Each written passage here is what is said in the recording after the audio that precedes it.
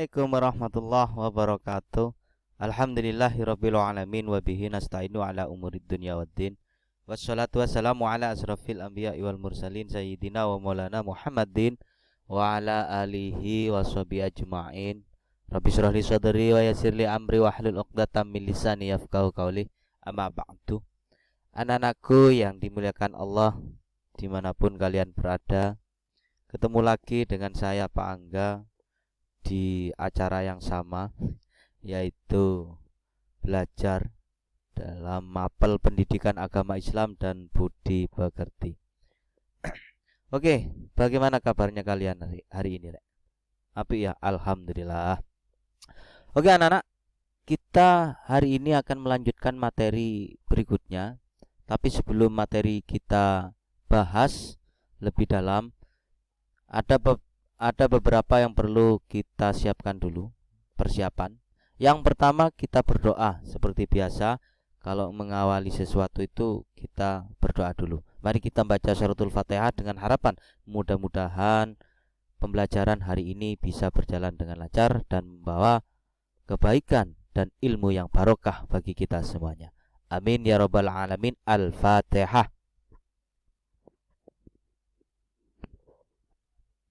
Oke, terima kasih anak. Yang kedua persiapannya yaitu niat thalabul ilmi, yaitu niat menggolek ilmu. Ya, jangan niat mencari yang lain atau niat golek absen tok dan lain sebagainya. Jangan, tapi niat mencari ilmu. Dan peralatan belajarnya tolong disiapkan. Di situ ada pulpen, buku dan lain sebagainya. Yang ketiga, ini yang paling juga penting, ojo turu ya. Saat mendengarkan materi ini jangan sampai tidur. Oke anak-anak, hari ini apa sih yang perlu kita bahas? Yaitu bab 2. Tentang apa? Tentang meneladani Asmaul Husna dalam kehidupan. Tahu kan Asmaul Husna itu apa? Ya, oke. Itu ada gambar yang bertuliskan saya harus bisa memahami dan hafal serta menerapkan dalam keseharian. Gitu, oke. Next. Ya, tujuan penciptaan manusia, apa hubungannya Asmaul Husna dengan tujuan hidup ada? Oke, kita lihat dulu tujuan penciptaan kita itu apa sih? Nah, ini ada ayatnya yaitu Az-Zuriyat 56 yang berbunyi Bismillahirrahmanirrahim, wa ma khalaqtul jinna wal insa illa liya'budun, yang artinya dan aku tidak menciptakan jin dan manusia melainkan supaya mereka mengabdi kepadaku. Begitu kata Allah, Rek ya. Jadi kita diciptakan ini hanya untuk mengabdi atau beribadah kepada Allah. Dari ayat tersebut dapat dijelaskan bahwa Allah itu menghendaki semua makhluknya loh ya. Tidak hanya manusia, ada tumbuhan, hewan dan sebagainya, hanya mengabdi atau beribadah kepada Allah. Namun demikian, bagaimana mungkin manusia akan menyembah Allah jika tidak mengenal Allah? Nah, kita harus kenal dulu ya. Menurut Sayyid Sabiq ada 2 cara untuk mengenal Allah. Nah, ada 2 cara. Yang pertama, mengenal Allah melalui ciptaannya. Kita mengenal Allah melalui ciptaan Allah. Contohnya langit, bumi, matahari dan sebagainya. Kita lihat itu semuanya. Ini adalah ciptaan Allah yang tidak bisa kita lakukan, hanya Allah yang bisa. Ya, menciptakan udara dan sebagainya, menciptakan kita ya dengan bentuk yang sangat indah. Nah, makhluk Allah yang paling indah adalah kita, Rek, manusia ketimbang makhluk yang lain. Contohnya dengan hewan, podo-podo duwe sikil ya. Dengan kambing juga punya kaki, tapi kita juga punya kaki. Lebih bagus mana? Coba manusia kayak kambing ya, gak iso nekuk-nekuk tangan dan sebagainya. Yang kedua, mengenal Allah melalui nama-namanya dan sifatnya. Nah, kita mengenal Allah dengan nama-namanya yang akan kita bahas hari ini. Ya, kesempatan kali ini kita mengenal Allah melalui Asmaul Husna, yaitu nama-nama Allah. Oke, ini peta konsepnya, pembahasan ke depannya. Beberapa yang perlu kita bahas. Yang pertama, Yang ke satu yaitu meneladani sifat Allah melalui Asmaul Husna. Yang kedua makna dari Asmaul Husna dan implementasinya dalam kehidupan. Implementasi itu penerapan, Rek. Ya, Asmaul Husna diterapkan dalam kehidupan kita. Bagaimana? Nanti kita bahas. Oke? Lanjut. Yang ketiga, cara menerapkan Asmaul Husna dalam kehidupan. Bagaimana caranya? Oke, nanti. Yang keempat, hikmah menerapkan Asmaul Husna dalam kehidupan. Hikmah ini manfaatnya setelah kita menerapkan Asmaul Husna. Apa sih hikmahnya? Apa yang kita peroleh? Nah, itu yang kita bahas. Oke, yang pertama kita akan mengkupas habis ya, meneladani sifat Allah melalui Asmaul Husna. Yang pertama, yang A, pengertian dari Asmaul Husna itu sendiri. Secara bahasa berasal dari kata asma yang artinya nama. Ya, itu secara seperti itu al asma. Kalau tunggalnya itu ismi. Ismi Angga Perdana. Masmuk, siapa nama kamu? Nah, baru kalian jawab ismi fulan. Nah, ismi itu karena nama. Ya. Dan al husna itu sendiri artinya yang paling baik. Nah, berarti asma itu nama, husna itu yang paling baik. Nah, ini secara bahasa. Kalau secara istilah itu apa? Asmaul Husna adalah nama-nama Allah Subhanahu wa ta'ala yang terbaik dan terindah. Ingat, terbaik dan terindah. Tidak ada yang lebih baik dan lebih indah dari nama-nama Allah. Allah sendiri itu menjelaskan, menyebutkan nama-namanya ini dalam Al-Quran yang berbunyi Allahu la ilaha illa huwa lahul asmaul husna. Dialah Allah, tidak ada Tuhan selain Dia yang mempunyai nama-nama yang baik. Nah, dalam hadis Nabi juga diterangkan terkait dengan nama-nama Allah atau Asmaul Husna ini yang diriwayatkan oleh An Abi Hurairah radhiyallahu anhu anna Rasulullah sallallahu alaihi wasallam, Kanjeng Nabi bersabda atau dawuh yang bunyinya innalillahi tis'ata wa tis'in ismam mi'atan illa wahidatan man ahsaha dakhalal jannah, rawahu Bukhari. Dari Abu Hurairah radhiyallahu an. Nah, kalau ada kata-kata radhiyallahu an, kalian harus menjawab radhiyallahu an. Itu ya. Sesungguhnya Rasulullah sallallahu alaihi wasallam bersabda, sesungguhnya Allah itu mempunyai 99 nama.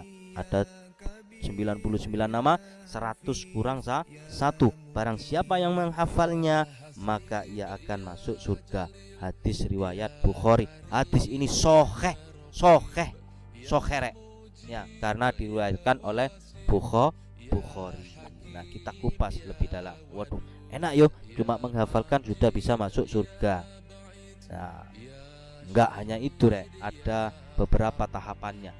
Ya, tidak hanya menghafal, bisa menerapkan, memahami dan sebagainya sesuai dengan judulnya, yaitu memahami Asmaul Husna dalam kehidupan kita sehari-hari. Oke, begitu ya. Ini yang pertama. Yang kedua, makna dari Asmaul Husna dan implementasinya dalam kehidupan. Yang pertama kita bahas Al-Karim. Ya, dari 99 nama itu yang kita bahas hanya beberapa. Ada 7 Asmaul Husna. Tidak semuanya. Yang pertama yaitu Al-Karim, ya, yang artinya yang maha mulia. Ada juga yang mengartikan maha memberi kebaikan dan pemberiannya. Allah itu yang paling mulia, tidak ada di atasnya lagi. Ya, Allah itu paling mulia. Dan Allah itu maha memberi kebaikan. Ya, apa yang kita minta pasti kita pasti Allah kabulkan. Waduh Pak, aku njaluk ini kok belum dikabulkan. Belum mungkin, ya, masih tertunda. Suatu saat pasti akan dikabulkan. Yang penting kita berdoa, meminta terus kepada Allah, insya Allah, ya, cepat atau lambat pasti akan dikabulkan.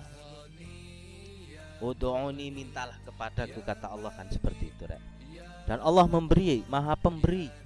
Ya, apa ae dikei Gusti Allah. Apa yang tidak kita minta Allah kasih. Kayak oksigen, pernah nggak kita minta oksigen? Nggak pernah. Pernah nggak kita minta postur kita itu seperti ini nih? Nggak pernah. Tapi Allah ngasih yang paling baik. Itu dari Al-Karim ya. Al-Karim itu maha mulia. Nah, sikap dan perilaku yang harus kita terapkan ya. Yang pertama, menebarkan kebaikan dimanapun berada, sehingga keberadaan seorang muslim mendatangkan manfaat bagi siapa saja. Sebaik-baiknya manusia itu adalah bisa bermanfaat bagi orang lain. Nah, keberadaan kita dimanapun itu bisa membawa manfaat untuk orang lain. Usahakan seperti itu, Rek. Harus ya, kita itu berada di lingkungan ini harus bisa bermanfaat untuk orang lain, lingkungan keluarga, sekolah, dan sebagainya. Yang kedua, bersikap pemaaf dan lapang dada. Kita harus gampang memaafkan dan bisa lapang dada, ikhlas. Yang C, senantiasa menunaikan amanah yang diberikan kepadanya, juga selalu menepati janji yang diucapkan. Orang amanah itu kan dapat dipercaya, ya, kan gitu. Dan selalu menepati janji. Janji adalah hutang. Kan gitu. Kalau kita berjanji, maka kita wajib melaksanakan itu. Jika tidak mampu, ngomong tidak mampu. Makanya kalau setiap kita ucapkan atau berjanji kepada orang lain, jangan lupa mengucapkan insya Allah. Nah, antisipasi takut luput. Lek luput ya susah dewe, karena itu akan menjadi hutang bagi kita. Yang D, memiliki empati dan simpati yang tinggi kepada yang membutuhkan. Empati dan simpati ini ya, apa ya, gampang membantu orang lain lah, gampang tersentuh hati kita ya. Jika ada teman yang jatuh, kita langsung membantu. Nah, itu adalah empati dan simpati, peduli kepada orang lain. Mencintai Allah dan Rasulnya dengan melaksanakan segala perintah dan menjauhi segala larangannya ya. Itu ya yang dari sifat Al-Karim ya, Asmaul Husna Al-Karim. Kita harus melaksanakan semua perintah Allah dan menjauhi segala larangannya Allah. Yang kedua, Asmaul Husna yang kedua yaitu Al-Mu'min. Allah itu maha pemberi rasa aman kepada semua makhluknya, terutama manusia. Allah memberikan rasa aman ya pada kita. Sikap dan perilaku yang bisa kita terapkan. Yang pertama, yang A, memberikan rasa aman kepada siapapun, baik dari lisannya ataupun dari tindakan yang dapat merugikan orang lain. Kita harus bisa memberikan rasa aman dari ucapan lah ya. Ucapan, lek ngomong karo koncone ya sing apik, lek sing ngomong karo yang lebih tua juga lebih harus bagus. Nah, berarti lisan kita itu bisa memberikan rasa aman. Ojo meso ae. Nah, terkadang meso itu iya lek Surabayaan rek. Ya, saya kasih contoh Jancuk kan. Kalau di Surabaya itu aman, biasa sudah. Kalau di Lumajang, di daerah kita, wah itu akan bisa menimbulkan masalah itu dan risih kepada orang lain. Tumbuhnya sikap optimis. Optimis ini selalu yakin, tegar menghadapi berbagai cobaan, kuat ya, tidak gampang putus asa karena Allah ya telah memberi ketenangan dan jaminan kepada setiap mukmin. Kita harus selalu optimis, percaya, dan tegar, kuat menghadapi semua cobaan. Ingat, Allah itu memberikan ujian cobaan kepada kita tidak akan melebihi dari kemampuan kita. Setiap ada cobaan, kesulitan mesti diiringi dengan kemudahan. Ma'al usri usra. Ya. Yang C, berpartisipasi aktif menjaga keamanan lingkungan sekolah dan masyarakat, ikut menjaga keamanan. Ya, baik itu di lingkungan sekolah atau masyarakat. Ya, menjaga sekolah, ya, menjaga nama baik sekolahnya. Ya, kalau di luar kalau pakai seragam gelut, tawuran, itu sudah tidak menjaga sekolah. Lingkungan sekolah dijaga. Bagaimana kalau ada tamanan bunga-bunga yang kering disiram, itu kan menjaga, jangan merusak. Nah, menjaga lingkungan ini, keamanan. keran ini yang paling sering di kamar mandi itu. Ya, keran-keran ini yang sering dilakukan oleh siswa. Keran itu sering rusak itu, diuter-uter dan lain sebagainya. Kok iso gitu. Ya ini berarti kurang menjaga, berarti menjaga keamanannya masih kurang. Anggaplah itu milik sendiri. Jadi kita gunakan kayak di rumah sendiri, harus dijaga dan dirawat. Nah, kalau ada keran yang hidup ya dimatikan. Seperti itu berarti menjaga. Kalau ada tumbuhan yang kering ya diambilkan air terus disiram. Begitu ya. Ini penerapannya kalau di sekolah. Di masyarakat juga seperti itu. Ya, ojo sampai menjadi ular. Nah, ini yang paling sering itu di kendaraan. Kendaraannya sepeda motornya baru, knalpotnya diganti jadi knalpot brong. Ini kan tidak menjaga keamanan benarnya. Ngoang, gelayar.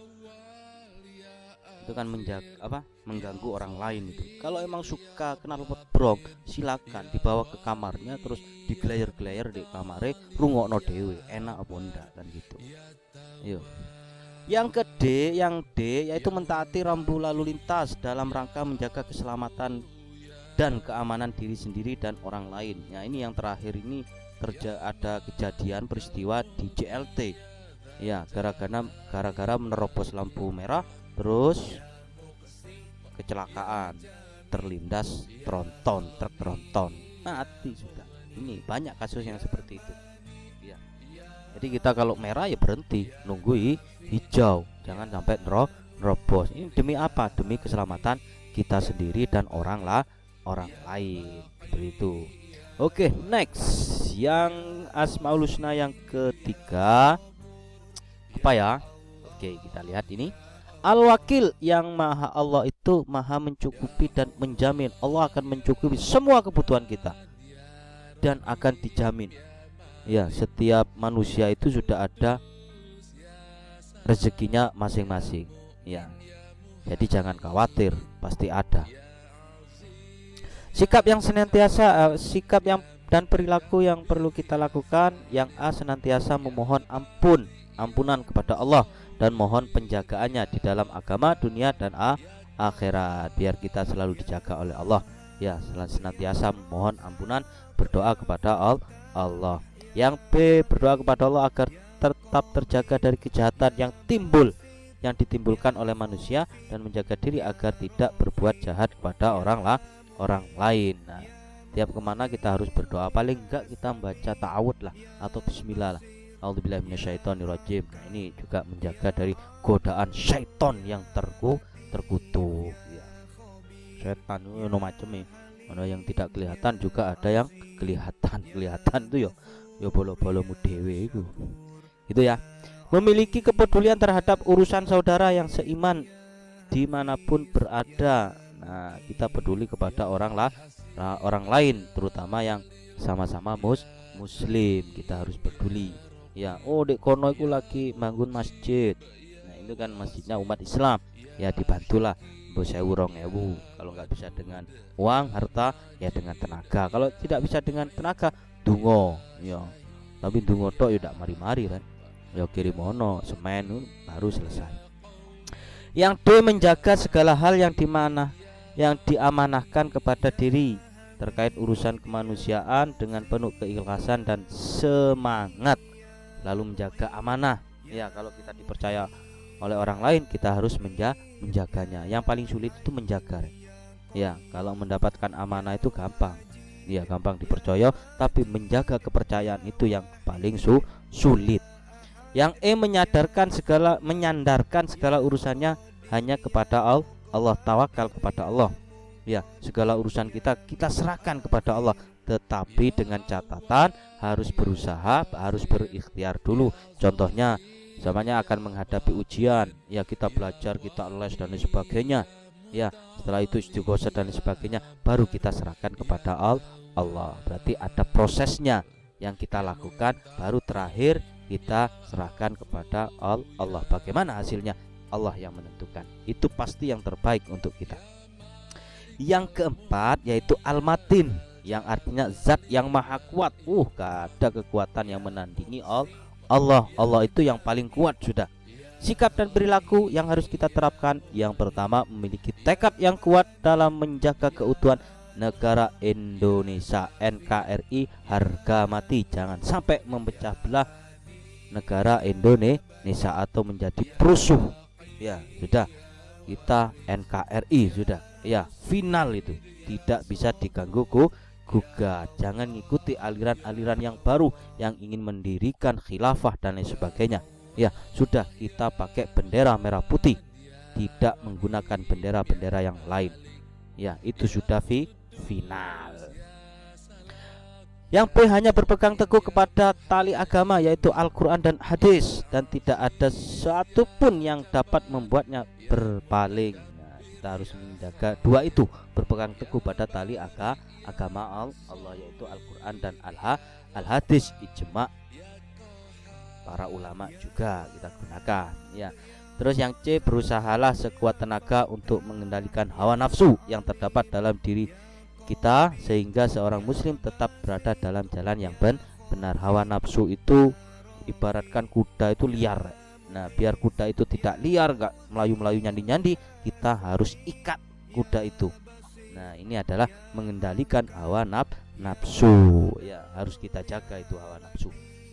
Ya, diarahkan kepada yang benar. Memiliki prinsip dan pendirian yang kokoh untuk menyebarkan Islam dan memberikan rahmat kepada segenap alam. Islam itu rahmatan lil alamin, bisa memberikan rahmat bagi seluruh alam dan seisinya. Nah, begitu juga dengan kita, ya. Oke, ini yang keempat, Asmaul Husna yang keempat. Baru yang kelima itu yaitu Al-Jami'.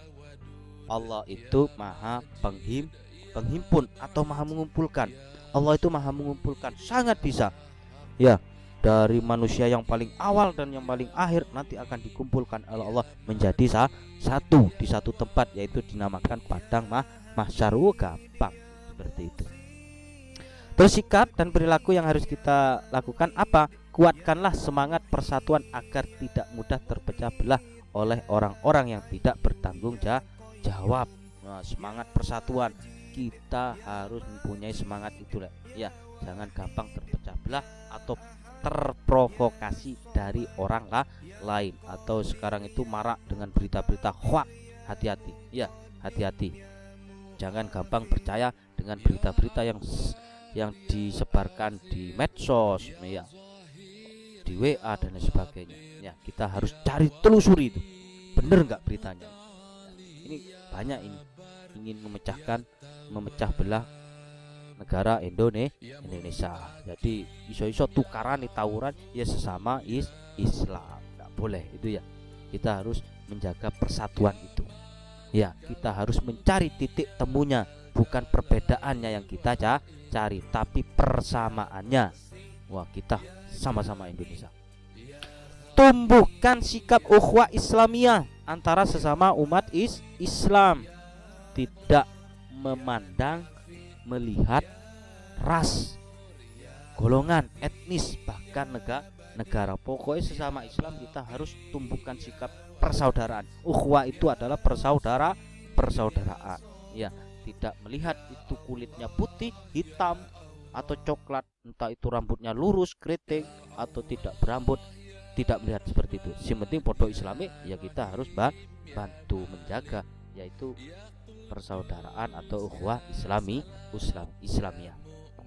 Ada juga ukhuwah watoniyah antar negara dan sebagainya. Kembangkan sikap toleran terhadap perbedaan, toleransi, ya, tahu kan? Ya, jadi kita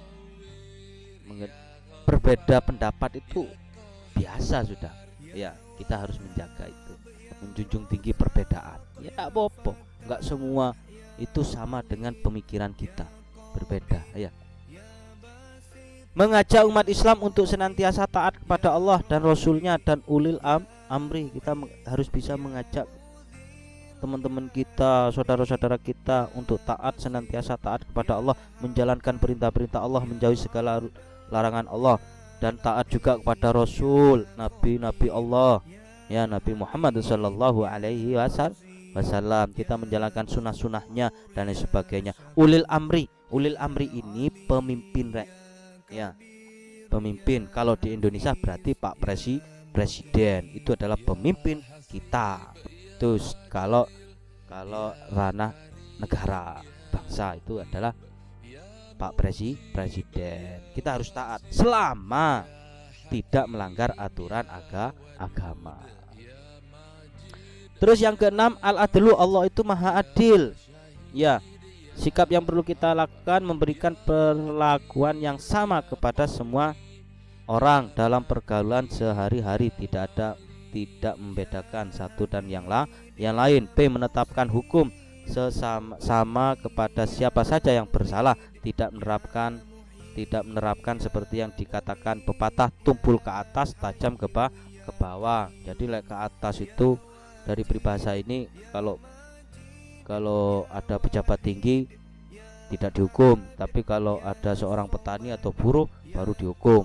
Nah, tidak seperti itu, tapi harus adil. Makanya simbol dari pengadilan itu ada timbangan dan di tengah-tengah itu matanya ditutup, ya, biar tidak tahu. Nah, gitu lah. Siapa yang lagi diadili, biar adil, seperti itu ya. Kita harus bersikap adil. Hendaknya menetapkan sesuatu pada tempatnya sehingga tidak menimbulkan masalah. Nah, ini ya, menempatkan sesuatu pada tempatnya.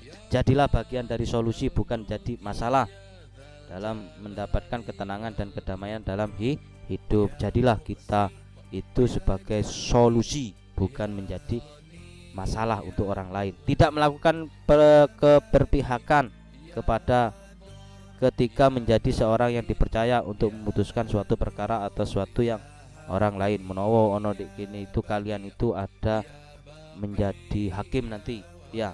Jadi tidak boleh berpihak, ya, harus adil siapapun itu. Kalau bersalah ya salah sudah.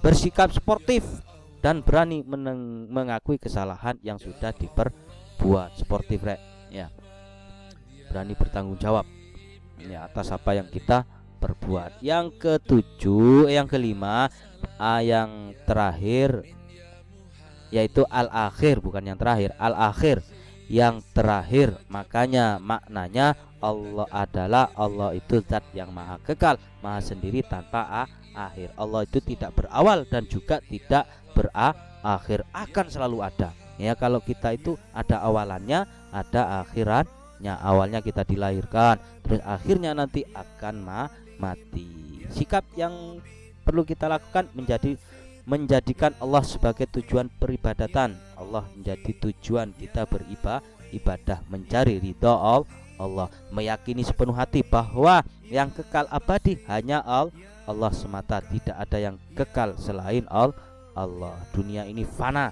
maka akan hancur, yaitu hari kiamat nanti. Mudah-mudahan kita tidak menangi atau tidak menjumpai hari kiamat. Amin.